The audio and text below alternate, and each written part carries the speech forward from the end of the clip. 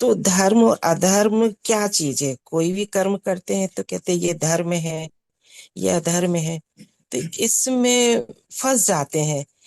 कोई भी कर्म है किसी के लिए वो धर्म है, और वही चीज किसी के लिए अधर्म है।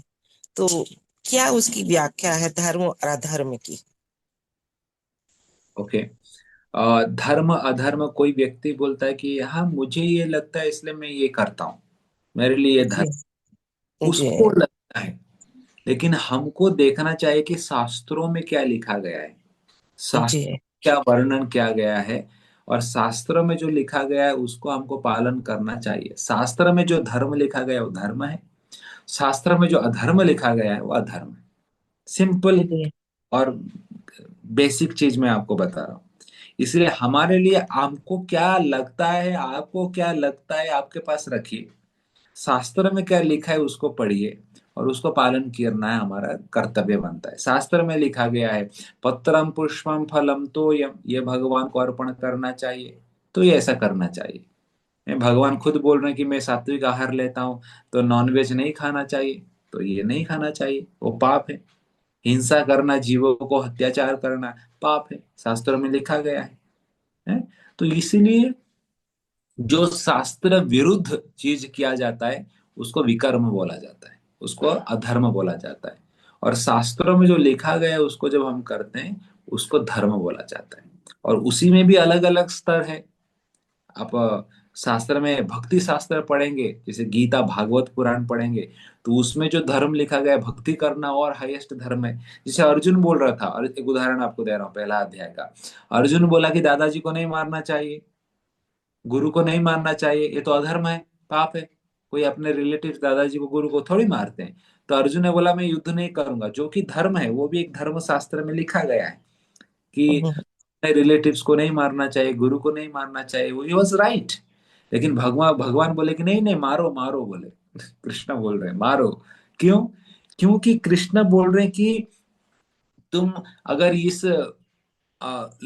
कौरव सेना को नहीं हराओगे, नहीं मारोगे, तो फिर घर घर में द्रौपदी जैसा वस्त्राहरण होगा। कि क्योंकि जो जी। सबसे बड़ा जो धर्म है, भगवान जो बोलते हैं गीता में, वो सबसे बड़ा धर्म है। भगवान बोले मैं चाहता हूं कि इनको मारो, क्योंकि मैं चाहता हूं कि ये ये जो व्यक्ति जिसने अधर्म का पक्ष लिया है उनका मृत्यु आना चाहिए, उनका वो लोग हारना चाहिए, तभी जाके धर्म का विजय होगा। धर्म संस्थापनार्थाय संभवामि युगे युगे। और ये धर्म शास्त्र के हिसाब से जो गीता का धर्म है वो ऊपर आ गया। ठीक है ना? तो धर्म के बीच में भी एक बड़ा धर्म रहता है, एक छोटा धर्म रहता है। और जब दोनों धर्म आता है तो हमको देखना चाहिए कि कौन सा धर्म बड़ा है, किसको हमको पालन करना पड़ेगा। और उसको पालन करते समय जो छोटा धर्म है उसको हमको छोड़ना पड़ेगा, जो कि गीता में हम देख रहे हैं। तो अर्जुन ने द्रोणाचार्य को भी मारा, पितामह भीष्म को भी मारा, क्योंकि उनको जो भागवत धर्म था उसको पालन करना चाहिए। तो गुरुजी उस समय तो अर्जुन के साथ कृष्ण थे, हम्म। लेकिन अभी अपने जीवन में तो कोई अपशब्द बोल देता है, कोई समझ में नहीं आती, कोई भी काम करने जाते लगता है कि ये धर्म है, ये अधर्म है, तो आपके उसमें साथ फंस कृष्ण जाता है है। ना? आपके साथ भी भगवान कृष्ण है, कौन बोला कृष्ण नहीं है? हाँ, नहीं कृष्ण तो है, लेकिन अपने ही मन की शंकाओं में तो भ्रमित हो जाते हैं। इसीलिए तो भगवान ने इस भगवत गीता दिया है। क्यों हम इस गीता को इतना डिटेल में पढ़ रहे हैं हर रोज? ये गीता रूपी ज्ञान जो है, सर्व उपनिषदों गाव दुग्धा गोपाल नंदना, इसके द्वारा भगवान ने जो गीता का ज्ञान दिया है, इस गीता को जब हम पढ़ते हैं इसी से हमारा जो बुद्धि रहता है तीक्ष्ण रहता है, बुद्धि शार्प रहता है। तो क्या सही क्या गलत का हम निर्णय जीवन में ले पाएंगे।